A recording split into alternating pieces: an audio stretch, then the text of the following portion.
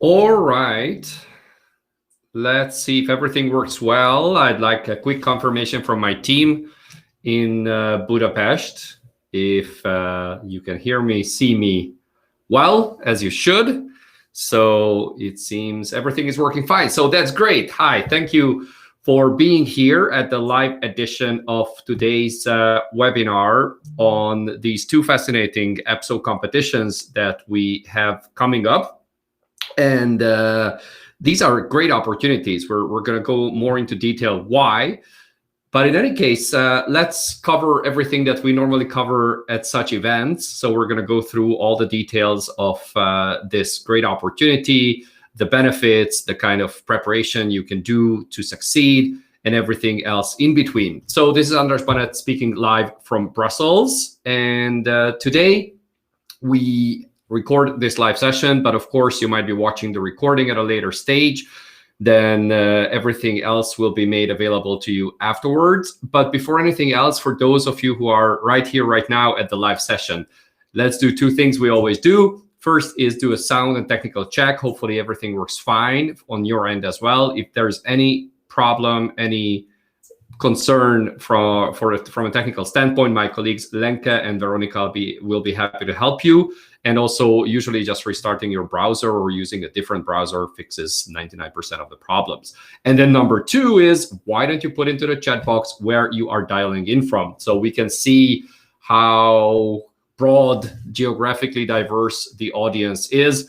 Especially, we're going to be talking about Schengen today and in the free movement issues along with structural reforms. But in any case, let's see, where are you dialing in from? Portugal, Florence, Nantes, where else? Greece. We usually do a little competition who's dialing in from the furthest away from Brussels, where I am currently based. And I see Thomas is right here, somewhere next door in Brussels. But let's see if there's anyone from another continent, from across some ocean or some landmass further away. Okay, no very remote participants yet. Some from Germany, some from Antwerp, and some from other places. So, oh, Ghana. Okay, you're probably the winner so far, Clara, if I can see your username well. So you are probably the furthest away from where we're based. So that's great. Thank you so much. And let's get started. And as always, you are more than welcome and encouraged to put any question related to this competition into the chat box. I'll be very happy to answer those to the best of my abilities, with the usual disclaimer and caveat that if I don't know anything or about it, I'll let you know. If I'm uncertain, I will let you know. I'll be transparent. And as always, the official source of information is the notice of competition and the selection board, who may give you authoritative information on certain questions which fall into the gray zone. So with that, let's get started with the presentation, and my colleagues will be conveying the questions to me if there are many that I may not be able to follow in the chat box. So you'll be seeing me peeking at my secondary device where the questions are handed to me on a separate channel. About my background, you might know, so I used to work for the EU for 7 years, and I'm the author of some preparation books called the Ultimate EU Test Book, and I'm a partner and co-founder at EU Training.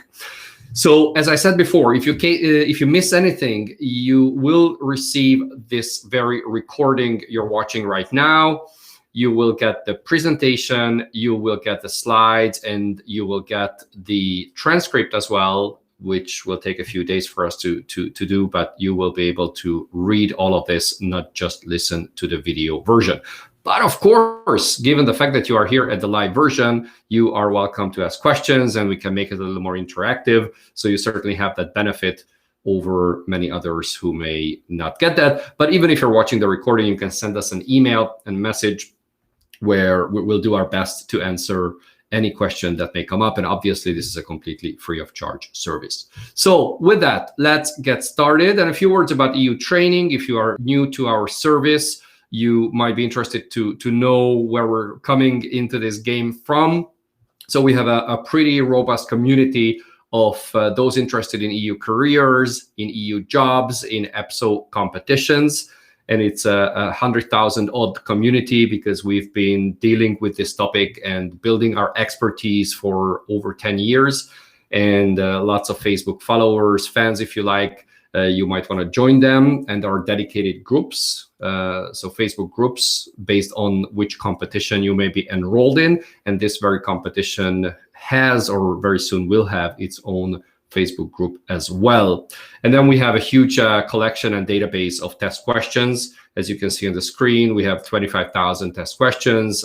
Millions have been serviced for practice on the platform. And we have tons of webinars. I encourage you to check those out. A large number of those are completely free of charge. Others are paid. And either myself and some of my expert colleagues have spoken there and shared methodology, best practices, and very practical tips that you can immediately apply for your preparation. So pretty much it. And there's going to be an exclusive offer, as we always do at such information webinars. So in the end, you'll get a special discount code for all of our online products and services that you can use. And it has a very short time validity. So you might want to take advantage of that right afterwards. So that's pretty much it as housekeeping. And let's actually look into the very competitions we'll be covering today. So the very first question perhaps you will ask is, where will you work? Very practical before anything else. And chances are you'll be working in Brussels, and very unlikely that you'll end up in Luxembourg for these competitions, given the European Commission Directorates General that aim to recruit staff on the basis of these competitions. They are all based in Brussels. So chances are you will find a work in Brussels if you succeed in these competitions. So what is it that you're actually going to do when you succeed? And you see my positive motivational wording. This is not an if, but it's a when you succeed. So when you are successful, and as we will soon discuss, you're placed on a so-called reserve list, then you can be recruited. So in that case, you actually get into the job, and you might be wondering, what is that job that you'll be entrusted with? Essentially, we're covering two competitions today. So one is about the Schengen Acquis, and the other one is structural reform in EU member states. So here's the official title of the first one. It's Experts in Technical Support to Member States Structural Reforms. That's quite a handful title. One word actually stuck out at me when I heard about this competition a few months ago for the first time, that this is being planned. And that is the word experts, which the European Commission does hire a lot of experts who tend to be external staff. So, or actually, let me reword this. They're not even staff. So they tend to be external consultants, advisors of sorts. And those experts really can have their day job in research institutes, in companies, in government. And then the Commission entrusts them with certain tasks to provide expertise to the Commission. Do not be misled by this word, because this is really a competition that aims to ultimately select and hire permanent EU staff with a special expertise. So the word expert should not be misleading in this context. This is really about a full-time permanent position at EU institutions, and more specifically at the European Commission. And then basically, the DG structural reform support will be the employer. So those succeeding in this competition will be hired by that particular Directorate General. And what is it that you're actually going to do once you're hired? Well, this is a very special task or a special kind of work, in the sense that it's rather broad. It's rather wide as to what you will be requested to do. As you can see, design, implement, evaluate technical support projects with the aim of supporting administrative and structural reforms in member states. So that's a very broad term, because the European Commission, as you're likely aware, is very keen on reforming the public administration and even economic structures, competitiveness, climate-friendly policies and practices in the EU member states. So to assist in that process, this is what this Director General was set up to do, and they are the ones who ultimately do the hiring. So you can see that there's really a very, very diverse laundry list of topics that you may be tasked with once working in this position. You can see public administration, judicial systems, social welfare, business environment, digitalization, and I'm not going to read it out all, but as you can see, it's very, very diverse, which to some degree is very good news for you as a candidate, because you as an EU career candidate, you may have very diverse backgrounds. And I'm sure you will have questions that you'll put into the chat box saying, I have a degree in biochemistry, or I have a degree in linguistics, or I have a degree in business administration. Am I eligible? Well, it's partly what degree you have, but as we will soon see, which specific or what kind of job or work experience you actually have will matter a lot. And this is very diverse, which means that chances are that your profile, as diverse as it might be, could be eligible. So if this was a competition on nuclear inspectors, which we covered a couple of weeks ago, and then you have a degree in law, well, that would be quite a stretch to be eligible. But here, if you worked in a consultancy working on public administration contracts or with clients, you could easily be eligible. So this is to say that this is such a broad range of topics that it can bring in more diverse profiles, and chances are you'll be eligible. So that's one. And here, please note, here's one question I can see. You may only apply for one profile. What if I'm already in an earlier competition? Luckily, that's fine. So this is about one profile, which means you cannot apply within this particular competition on financial sector and digitalization as well. So that will be excluded, but this is within the constraints or the framework of this particular competition. If you are enrolled in 1 or 3 or 5 other EPSO competitions, that's perfectly fine. All of those can run in parallel.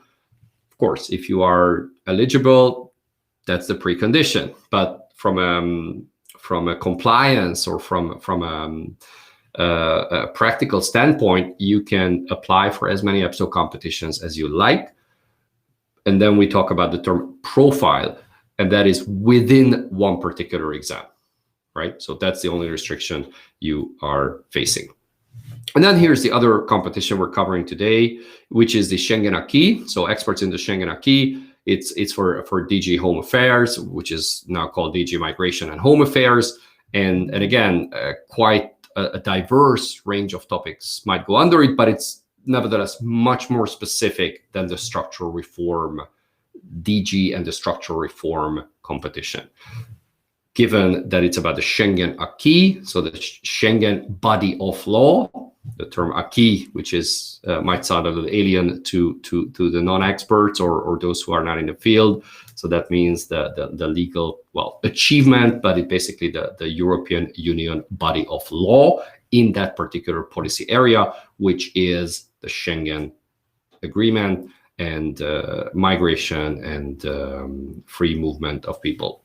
So you can see topics related to integrated border management, police cooperation, judicial cooperation, information systems, managing migration flows, border management, and then obviously the internal borders to the extent that they exist. So all of these would fall under the Schengen system. But then again, this is much more circumscribed than the structural reform competitions fields, which is rather broad. So that is, here's a good idea from Philip. Could you make a poll how many attendees are planning to apply to the reform and how many to Schengen? That's a great idea. Now, if Lenke and Veronica have the bandwidth and the quick expertise to pull up a poll, I would very much welcome that. Let's see if that's possible. I can't promise, but let's see if they can pull it up quickly. But it's a good idea. Thanks, Philip. So going on, How many positions are available? You are probably well aware of that because it's all clearly in the notice of competition. So structural reform 45 and then the Schengen 25. So these are pretty large numbers given the nature of EPSO competitions. These are fairly large numbers, which gives you much higher chance of succeeding. In parentheses, as a footnote, I'd say some competitions may only have 6 or 10 or similar number of places on the reserve list. So this one is a fairly large one. And as we said before, you can only apply to one of these competitions. And then application deadline is the 11th of May. So a little less than a month from now. Sorry, it's the 9th of April. You see, my head is already at next week. So actually, it's a little more than a month. Take your time, but don't leave it to the last moment. So make sure that you fill out whatever you need to fill out in the EPSO profile, that you answer all the questions, and you do not leave it to the very last moment. And then here's a big question. Are you eligible? This is usually the most contentious or the most difficult part for many candidates, given your background, whatever it may be. Now, there are actually two possibilities or two scenarios that we can talk about. But first, there's always some general criteria, as always for EPSO competitions. One is that you need to be an EU citizen, you need to have completed your military service, and you need to meet the character requirements of the job. So, which is something I sometimes wonder, what exactly does that mean? But again, given, say, the Schengen topics or even the structural reform, maybe you'll be subjected or requested from your national authorities, meaning the country for citizenship, for security clearance. And if you fail the security clearance, that might be an issue, though that probably comes way later and not at this point. But then again, it's a general criteria. So if you have a criminal record, that might be an issue at one point. So language rules, which language rules apply? Any of the EU's 24 official languages will be language 1. So I often emphasize at this point, no matter what your mother tongue is, and no matter what your passport is, you are free to choose any language as your language 1, provided it's one of the 24 official languages of the EU. So that's a pretty easy and clear rule. So if I have a dual citizenship, let's say of, I don't know, Japan and Belgium, obviously I need to show my Belgian passport. And if I grew up in the Netherlands and Dutch is my mother tongue, but I speak fluent English, I can still choose English. So again, passport and language is decoupled. And even among languages, you just choose whatever you feel you master best as language 1. But then comes the trick. There is a language 2. So some parts of the competition will be held in language 2, which must be English or French, and it needs to be different from language 1. So again, if you have the luxury of speaking multiple languages, you might want to play around. The rule of thumb is really language 1 should be a language in which you can digest, process information the quickest. So especially in writing, because the abstract, verbal, numerical reasoning tests will be held in language 1. And then language 2 should be one in which you can express yourself actively in orally and in writing. You can express yourself best. So in that case, if you are more fluent or more, let's say, sophisticated in English, choose English. If that's French, then choose French. But then again, if you have the luxury of selecting these languages, then these are the considerations I recommend. So with that, this is pretty much the language part. And then comes perhaps trickiest part, which is the qualifications.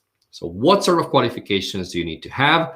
And again, there are two scenarios, relatively similar. So either 4 years underlying degree, and then you need to have 6 years of relevant work experience, or 3 years of underlying degree, but then you need to have 7 years of work experience.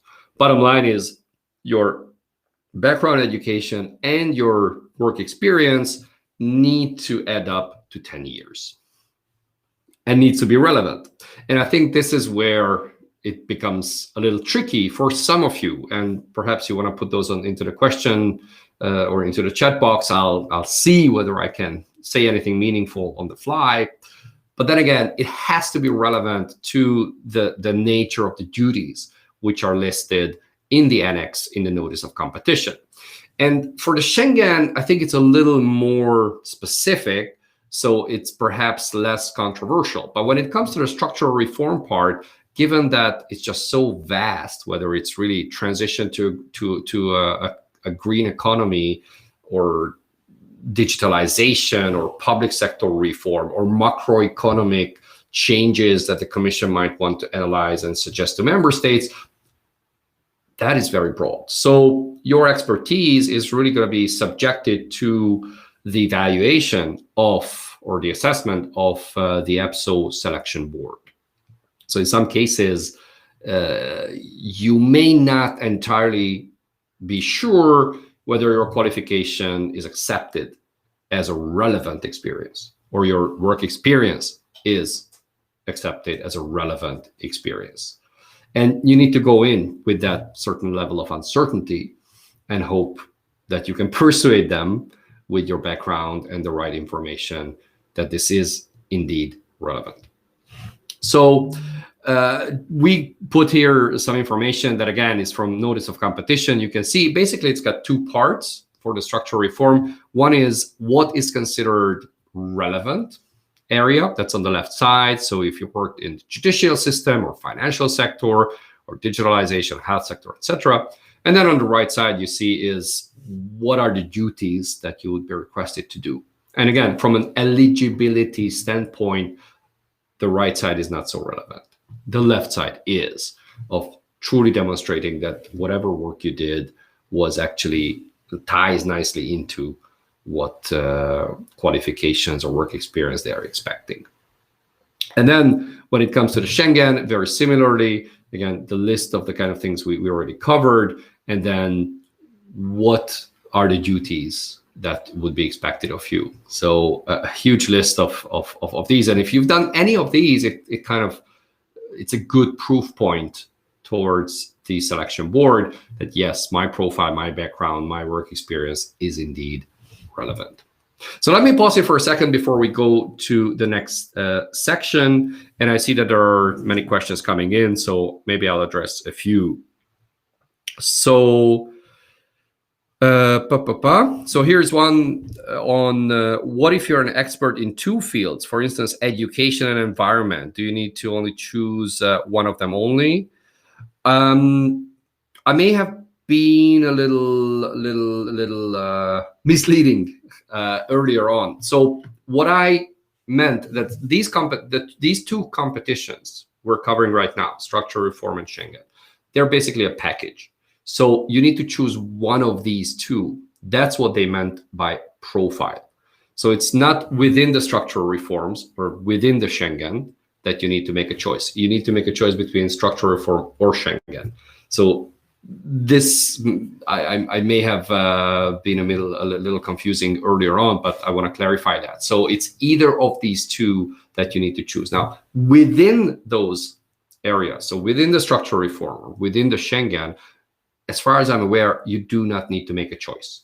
So you're not going to say, in the structural reform, I deal with digitalization and or education, or in Schengen that I deal with visa policy and external border management.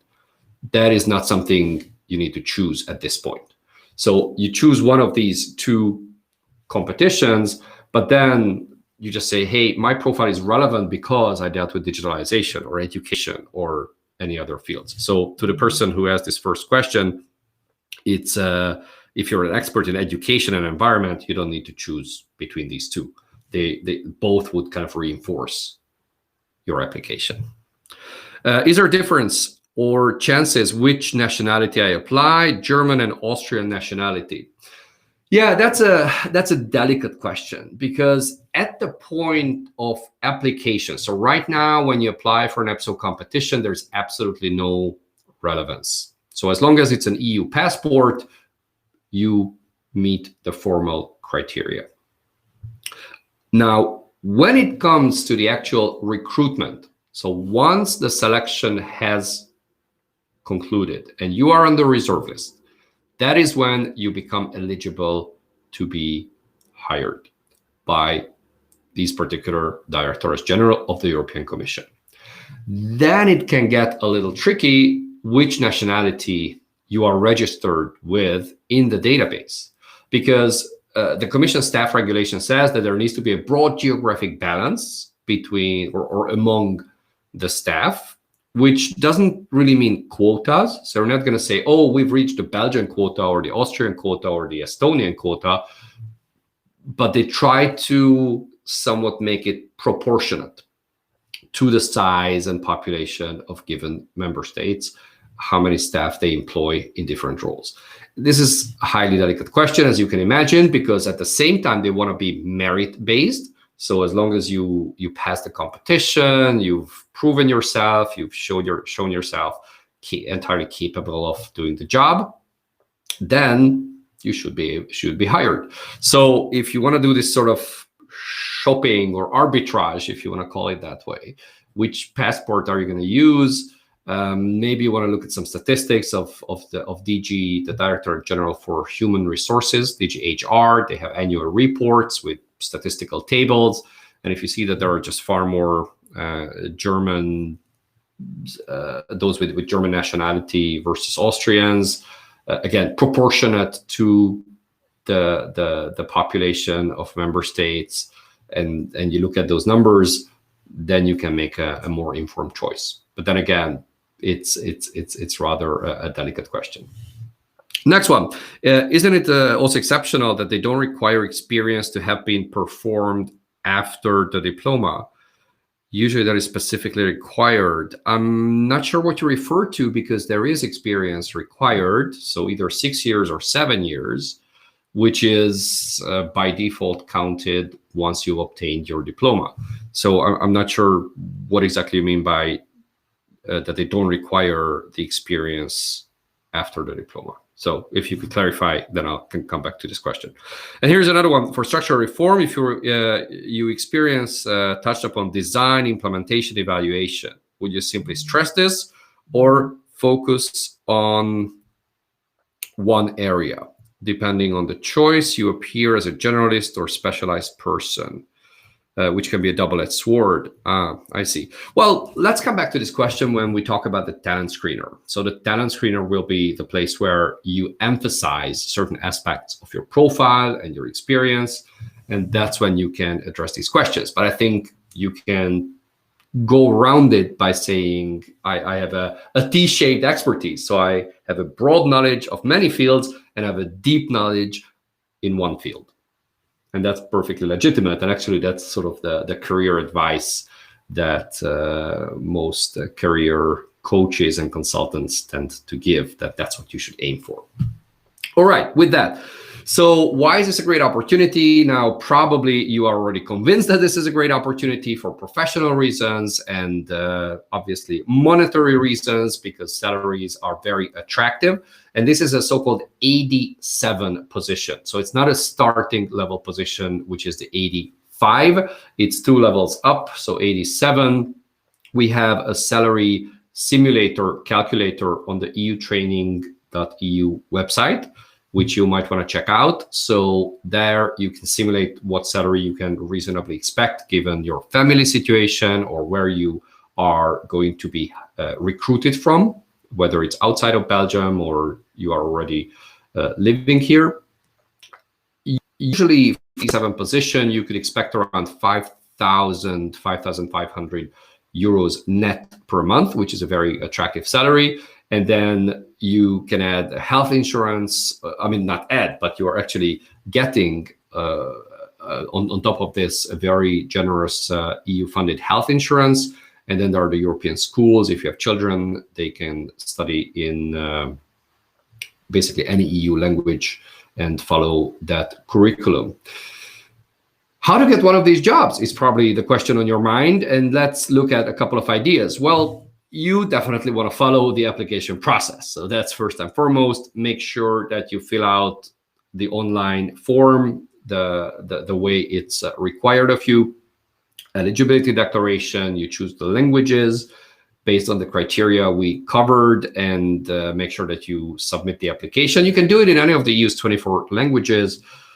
Maybe for simplicity, or already want to do it in French or English, it's entirely up to you. This is for equality of access, equality of chances reasons, and some governments are particularly keen on this aspect, that candidates need to be able to submit their applications in any of these languages. But then, of course, you need to choose a language too, English or French. So even if you are fluent in Czech and Romanian, and then don't speak English or French, you're not going to stand much chance at the exam itself. But never mind. At this point, you fill out the forms, you tick the right boxes, you answer all the questions. But then when it comes to the talent screener, that needs to be filled out in English or French. And then application deadline, 11th of May, as we said before, a little over a month. And here comes the part on talent screener, which some of you might be wondering, what is that? Is that basically a survey of sorts, or it's a sophisticated CV screening tool, or what is it? Now, the good news is we have a lot of materials about the talent screener on our site. Many of these are free. It's tips and tricks articles. I believe we even have an ebook on that. Now, Veronica and Lenka can confirm, but I'm pretty sure that we do have very comprehensive materials. And I know for sure that I did a webinar on how to make the most of the talent screener with very concrete tips and writing and formatting and narrative and all those aspects that you can immediately apply. But let's look at it from the beginning, what the talent screener is, how it's being scored, and how do you maximize your points while, and I can't stress this enough, while you are truthful and accurate and honest. You cannot and you should not put any false or misleading information into the talent screener. Having said that, you can make the most out of what you have achieved and what you've done, to present that in a way that is persuasive for the person or persons reading it, and say, okay, I'm going to award a high score for this person based on the information I learned from his or her answers. So here are a few tips. The first one is try to answer yes to as many questions as you can. So the talent screener is a set of questions, sometimes 10, maybe up to 15 questions, and you have quite a lot of space to answer those. And it's usually a yes, no, like, do you have experience in dealing with IT systems linked to the Schengen Acquis, for instance? I haven't seen the talent screener questions for this particular competition, so I'm just making this up as an example. But then again, often the question is, do you have such experience? Have you dealt with this particular aspect? What is do you have any achievements in this particular field? So as long as there is something there that you can present, try to answer yes to as many questions as you can.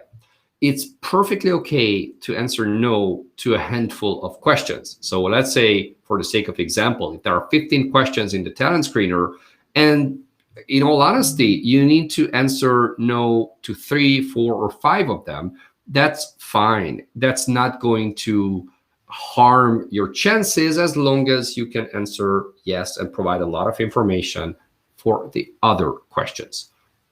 Adding information, adding proof points, adding data that is going to back up what you're claiming. So do not be alarmed if some questions you just say, well, I've never dealt with this in my life, so I just cannot reasonably say yes. But then again, if certain aspects, let's say, do you have project management experience in the public sector? And maybe you worked on that. Maybe you wrote a study on that. Maybe you worked on specific projects for a few months. Well, you absolutely should say yes and answer the question accordingly. And then always make sure to provide a lot of valuable information. So I've seen over the years quite a few talent screeners, and even the brightest minds, and sometimes it is the brightest minds, who have hard time communicating their achievements in the clearest and most structured way. So you probably have a lot of good substance there, but the way you present it may not reflect on you in the best possible light. So make sure that you add dates and numbers and figures and meaningful answers. So don't write abstract blah blah that I've dealt with a great number of projects with success. What is that supposed to mean? What is a great number? Put a number there. Great success, meaning that 84% of those involved in the project rated it positively. So try to quantify certain things. Try to back it up with numbers or dates.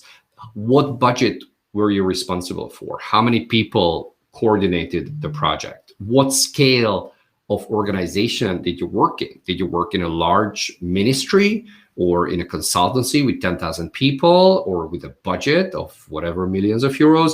Say those things. Do not suppose that the reader would inherently know it. Even if you worked with some great brands or very famous universities or countries' public administrations, make sure you mention it, you name it. Do not assume that the reader would know it.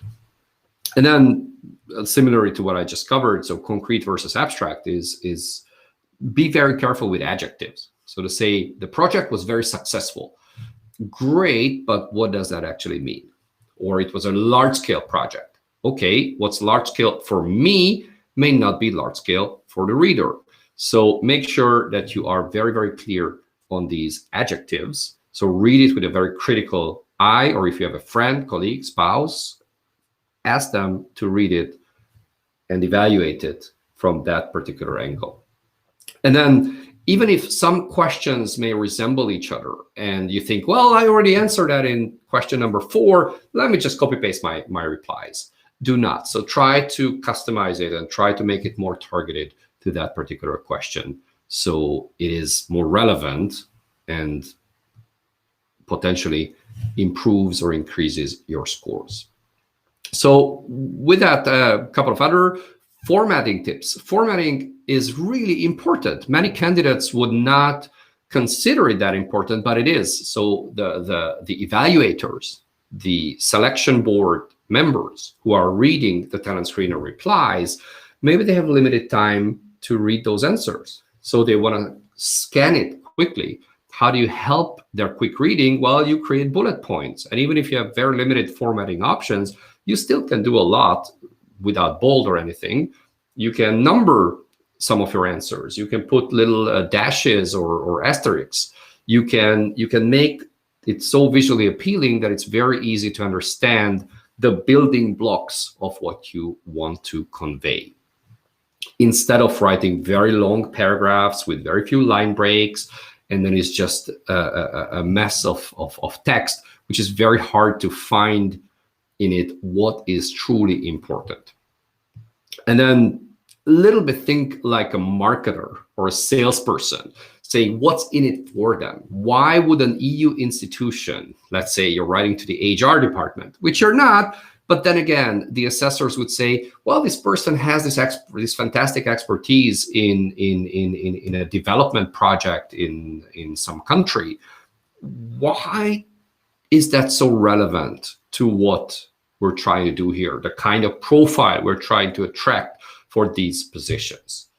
Try to think with their head and say, my experience working on structural reform in Romania could be highly relevant given the nature of duties described for this position. So don't make them think in terms of how can they make that link. Spoon feed it to them and tell them, my experience can be relevant in the following way. And then again, EPSO and generally EU institutions are quite formalistic. So maybe you want to read some reports that the DG for Structural Reform has put out, or an annual report or press releases, a little bit familiarize yourself with the language they use, with the terminology they use. Same with the Schengen Acquis. And then actually, here's a link to the talent screener webinar I mentioned earlier that you might want to check out. You'll hear similar tips and many more with specific wording and case studies that can benefit your application process. So before we go to the CBT, I know that there are many questions coming in, so let me quickly look at those. Here's one. In the talent screener for each box, they ask for the full details of the experience, name of employer, full-time, part-time, etc. Do we need to fill in this information in this exact format, or we have some drafting freedom? Well, it doesn't necessarily need to be in this exact order, but you need to provide all the information they're asking for. So again, this is where it comes back what I just said about them being quite formalistic and process driven. So if they want your employer's full name and the exact dates between which you work there, make sure that you provide that you don't forget it, and it's as comprehensive as it needs to be. But again, you have certain drafting freedom. This is not just simply ticking boxes. It's actually a free text field, so you do have quite some flexibility as to what information you insert there. Next one, not sure, maybe you could clarify. With experience in research in rehabilitation robotics. Wow, sounds interesting. 7 years. Make my profile eligible for experts in technical support under health or education fields. So experience at research in rehabilitation robotics. Wow, I mean, it really sounds exotic to me, but I'm not sure I fully understand what rehabilitation robotics is. I would think about maybe social care or hospital care or something related to healthcare, which to me sounds not exactly relevant, but close enough. So you could sell it as a relevant experience because you have healthcare expertise, if my assumptions are correct, and you have digitalization expertise, given that it's robotics. So you do have some overview of and again, perhaps maybe the third leg would be the policy aspect. So how to use such technologically advanced systems for large-scale healthcare or public health improvements. So if you also worked a little bit on that part, I think it can fairly easily be packaged as a very relevant experience. And again, this is, I'm just saying it on the fly without knowing anything more in depth or in detail, but it does sound to me as a valid case. Next one, who assesses the talent screener? So it's a selection board, as far as we know. So each competition has a selection board composed of usually 5 or maybe more, typically EU officials of the same grade or higher. So those who have 87 or higher grades, and they usually volunteer for that position. And then they are the ones who are assigned to score the talent screener. Obviously, for privacy reasons, it's done anonymously. And usually it's scored by 2 people separately. And if there's too big of a discrepancy between the scores they gave, then a third person comes in and then it evaluates the talent screener as well. And then are they marked anonymously? So I inadvertently answered that already. So yes, they're marked anonymously. And how is the CV section considered in the application process? So often you would be asked to upload a CV or fill in a CV section, but that is not part of the application process in the sense that it's not being scored, it's not being evaluated. So they don't actually look at your CV. They look at the declarations you make that you have the relevant experience and citizenship, and you tick those boxes and make sure you fill in whatever you need to fill in. The CV might come into play at the recruitment phase. So after you have passed the competition, you're happily on the reserve list, you already put the champagne in the fridge, which is already half a success. And then when you actually, or when the DG, the Directors General, are looking through the database of successful candidates, and at that point you're already called laureate, not candidate, but laureate, because you've won the competition in the sense that you're on the reserve list. Then they might look at your CV and say, oh, okay, this person is, their profile is just so super relevant because we're just drafting our new whatever digital strategy or recommendation guidelines for how the Nordic or Scandinavian countries should work on their digital strategy. I absolutely want this person and then they call you in for an interview, and then you are offered a job. So again, the CV is not being scored or evaluated at any point. Okay, and here's one more, and then I'll go on. So what happens if by accident we put the wrong dates for a specific experience in the CV or talent screener? Errors cannot be corrected afterwards. Does it lead to elimination? Well, wrong dates for an experience. Well, first of all, if you do it in good faith, and let's say we're only talking about one specific error, I think that's okay, in the sense that it's not that you're making false declarations or you're lying or trying to stretch a certain experience which is not truthful just to be eligible. So that would be a little dodgy. If you mix up a certain date in the talent screener answer, and again, you do it maybe once at one point, and you realize it afterwards, it should not be a big problem. Whether you can edit that afterwards, no. The answer is no. So once the talent screener is handed in, so to say, so you send it in, you can no longer edit or update it, because that's when the evaluation begins. So you cannot just update a document that is already being evaluated or has already been evaluated. Okay, let's go on. Pre-selection CBT exam, computer-based test exams, verbal reasoning, abstract reasoning, numerical reasoning. I would presume that most, if not all of you, already have heard of such exams and such tests. You probably have taken some of these in the framework of other competitions. So I'll be very brief at this point. It's basically computer-based multiple choice tests. We have tens of thousands of practice questions on our website. You can check out a lot of sample ones. The verbal reasoning we have in 20 languages already, if I'm not mistaken. So almost all the EU's 24 official languages are covered, almost all, but we're aiming to cover all of them, even the ones that are not so widely spoken. So you can practice verbal reasoning in your chosen language one.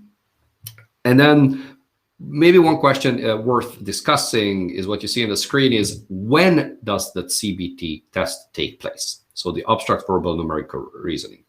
And there are two scenarios, depending on how many candidates there are for the competitions. If there are lots of candidates for either of the competitions, they might choose to use it as a pre-selection test. So you fill out everything in the application form. They see, okay, we have whatever, 2,000 candidates, and relative to the size of the reserve list, we consider that a lot. So we need to narrow down this number. So we're going to use the abstract verbal and numerical reasoning test as a pre-selection exam. So then they notify you that, hey, this test is being done. You need to sit those. And then there's a scoring of who get into the top tier. So a certain percentage, or they establish a certain score and say those who have that score at the minimum, those above will be invited to the next phase. If there aren't that many candidates relative to the size of the reserve list, they can say, okay, we don't use these computer-based tests as a pre-selection. It's going to be part of the assessment center, which means that they will check the talent screener, give you the scores, establish the list of those who can pass to the next stage. And then it's going to be, the computer-based tests are going to be part of the assessment center. So it's one of the exams you need to sit, but then there's no ranking among candidates. Then you only need to pass a certain threshold to be accepted at the next stage. So what is the timing there? Pretty straightforward. So for the verbal reasoning, you have 20 questions and 35 minutes, which it's quite a bit of time pressure given the length of the text and that you need to find the right answers. Numerical reasoning is 10 questions in 20 minutes. And then the abstract reasoning is 10, so 10 questions in 10 minutes. Now, the good news is that this pass mark that I mentioned before, it's separate for verbal reasoning, and then there's a combined one for numerical and abstract reasoning. So even if you're terrible in numerical reasoning and you're amazing in abstract reasoning, you can still pass, given that it's a combined score. So that's pretty straightforward, I believe. If you have questions, you let me know.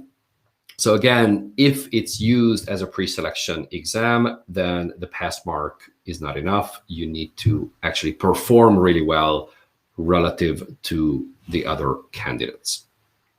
And then comes the talent screener review, again, depending on whether the CBT happens before or as part of the assessment center. And then comes the actual assessment center, which is conducted in language 2. Whether it's online or in person, well, these days, almost all the assessment centers are happening online, which is a very interesting thing. And we actually, in this very studio where I'm broadcasting this from, we make this available to candidates. Because if you want to have a soundproofed, reliable internet, well-lit, good microphone, that kind of space, then you can get in touch with us and you can rent this space. Obviously, we're not going to be standing behind you or in front of you or anywhere in the room and helping you. We play by the rules, obviously, but the technical facilities are here. But again, you can do that from your home or any other space. And then there is the live interview and the different aspects. Pretty much what you see on the screen. There's the SCBI, so the situational competency-based interview. There is a competency-based interview.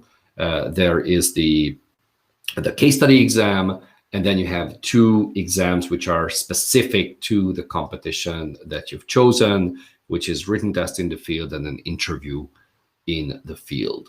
So this particular setup has 5 elements, and perhaps number 6 would be the computer-based tests, whether or not that is part of the assessment center. And then the pass marks, again, pretty straightforward. The general ones, so the competency parts, which are not related to the field of the competition. So there you need to get at least 40 points out of 80. And then for those that are related to the field, you need to have at least 50 points, but it's usually not enough because, again, your points are compared to the other candidates. So you need to rank higher. Hence, this is a competition. And then if everything goes well, and why wouldn't it, then you are placed on the reserve list and you can be recruited by DG Structural Reform or the DG Migration and Home Affairs, depending on which competition you did. So how to get this job? Let me pause for another second or two. I see more questions coming in. What's more relevant, experience in the field, public administration, climate, or in the task that will come up? Implement reforms, providing technical support. Well, it's both.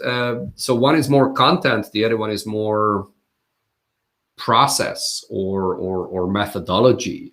And both are important, and the talent screener, I'm pretty confident, will ask you about both. So do you have a subject matter expertise in one of these fields? You can say yes.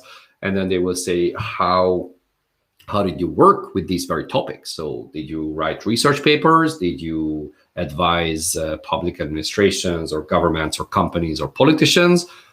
What is it that you did with that knowledge? Okay. There are some general questions about motivation and contribution at EU level, but doesn't seem in the notice that it will be looked at. So just experience and strictly talent screener. So yes, in your application, there will be questions about how motivated you are to work for the EU. These are not scored. It doesn't mean you're gonna write whatever there or not gonna take it seriously, but that part might only be looked at when a head of unit is looking at the reserve list about to hire a person and they say, okay, what's your motivation? So again, it's part of the formal elements you need to fill out, but it's not something that you're going to get scores on, or it can make or break your application. What if the best people that are passing the computer-based tests are not the most experienced in relation to the profile? How is that measured? Now you touched on a nerve, I believe, because this is probably the #1 criticism against these kind of tests. and saying, well, if you're great in computer-based tests, it doesn't necessarily mean you're the best expert in the end, and vice versa. So I know a lot of people who are brilliant in their jobs, but they would not be able to pass a computer-based test. Unfortunately, they couldn't really crack this conundrum, because once you have hundreds, if not thousands of candidates, you need to find an objective and relatively bulletproof system to, and sorry for this word, but that's a technical term, to eliminate certain candidates from the pool. Otherwise, it's just not possible to meaningfully evaluate their knowledge and their performance and their competencies. So that's the unfortunate, the harsh reality, where the CBT, it's a tool to shrink the number of candidates who are actually going to be evaluated in depth, even if that means that certain highly qualified and otherwise very competent candidates get sorted out in the process. And is the assessment center still done by the same selection board? Yes, as far as I know, it is. It is. So there is actually, when it's online, there's a person who puts you the questions, who basically runs the actual interview or the exam online, but that person is not evaluating you. So there are two assessors who are observing, who are also in the call or in the Skype call or whatever platform they're using, and they are the ones who are evaluating your performance and your answers. So they are the assessors, essentially. So in online, there's this slight different way of running it. When it's in person, then it's the actual assessors sitting in the same room with you. But it's, from your perspective as a candidate, it doesn't really make any difference whatsoever. So how to get the job? I'll quickly run through these. A couple of ideas. Practice very consistently and take your time, whether it's 10 to 12 weeks or 1 month or 4. Depends on where you are right now. Have you done competitions before? Are you familiar with it? And make sure whatever time you dedicate to it, that you're consistent in your preparation effort. And learn methodology. It's really about finding the best way forward. And I often cite sports examples where, skiing is not just putting on your skis at the top of the mountain and rushing down as fast as you can. So there are tons of things that go into it: your physical fitness, how alert you are, and the technique of how you move parts of your body. Now, EPSO exams are not about physical exercise, but still, what's the best way to quickly read a text, of finding essential information, of devising what the best answer could be. The same things that I described for the talent screener. How do you present information in the best possible way? All of this has a method to it, which I encourage you to learn, because it's going to enhance your performance. Persistence is key. So not just rushing in, but having some plan and consistently going towards it. And then doing lots of test simulation always helps, because you're more familiar with the interface and the kind of exercises you can expect. So that's pretty much it. And we're here to help you. So use our resources, ask us questions right now or in a month or in a year. Send us a message through the contact form. Me and my colleagues will be very happy to assist you. As I said, we have 20 languages in our verbal reasoning database, and we have all the tests that you need for your preparation, ebooks and webinars and other live webinars. And really, we try to cover everything that you might need to succeed at these competitions. So with that, there are Facebook groups created for this competition, as I mentioned earlier.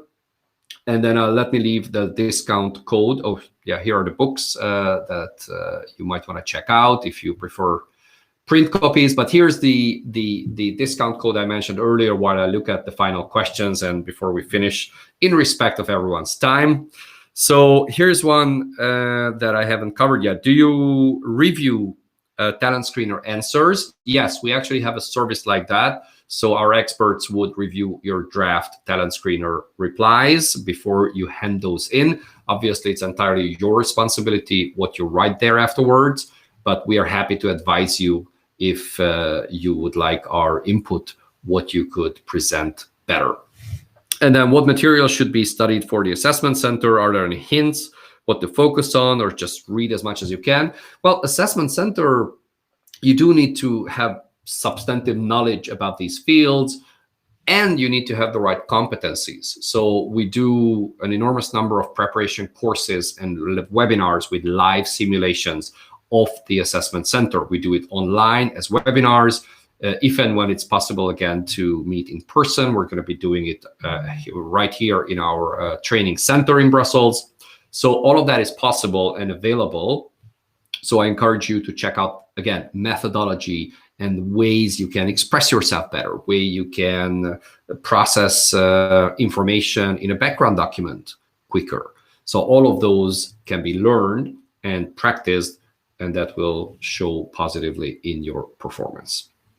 So is the book better or online training? Who am I to tell? But book has a slightly different objective or purpose than online training, in the sense that book is more about learning and digesting information and going perhaps a little deeper into the subject. And online is actually the simulation of the real thing. So it's a bit like, again, forgive me my sports analogies, but working out in a gym and going to a competition and simulating how it might be at the real thing. So yeah, both have their place, depends on your personal preference or learning style. And for some people, one works better than the other, but it's quite personal. So with that, we're gonna, oh, I see that there's one or two more. When do you plan to update the online tool to match the new EPSO systems outlook? Well, thank you for asking that. We're actually right now working on that. So we want to make sure that we 100% reflect how EPSO's interface is simulated on our platform. And right now we're working on that. I can't give you a timeline when it's going to be ready. I'm hoping within a few weeks, hopefully. But we're definitely into this. We want to make sure that what you practice with our system is almost exactly identical to the one you're going to have at the live exam. And then will the laureate list be consulted for other relevant EU positions? Don't think so. Definitely not at the beginning. So usually there is this gentleman's agreement between the institutions to say one Directorate General. So one institution, European Commission, and one Directorate General might say, well, I definitely need 45, 25, whatever number of staff in my directorate. And it's not going to be the DG competition or the European Parliament translation unit that says, hey, I need 2 people. Which reservist can I just poach a couple of successful candidates from? That is not how it works. So definitely at the beginning, although these directors general that initiated these competitions will have what is the word, sort of primary. I can't find the word anymore, but anyways, they have the first right to choose candidates from there. And I can imagine if there might be candidates for whatever reason that they couldn't place for a year, then they might open it up for other DGs as well. So with that, hopefully this was interesting, relevant, helpful, practical. As I said before, feel free to ask questions. We're going to be sharing the recording, the transcript, the slides, everything with you. So with that, I wish you lots of success. I think this is a great competition. It's really, really a good opportunity given the topics, the fact that it's 87, which is definitely a higher position than 85, with a broad intake of candidates. There are lots of positive sides to it. And we're also observing how many candidates will apply and all the other details. So with that, priority. Thank you, Maya. It's probably Friday and my vocabulary is épuisé. It's exhausted. So with that, good luck for everyone. A big thanks to Veronica and Lenke for providing the support, for putting all of this together with me and for me and with us and for you. So with that, thanks for being here. You can share all of these resources with others. And I wish you good luck. Keep us posted. And once you succeeded, come ring me up and we're going to go for a beer in Brussels. So with that, have a happy Friday and hope to see you around.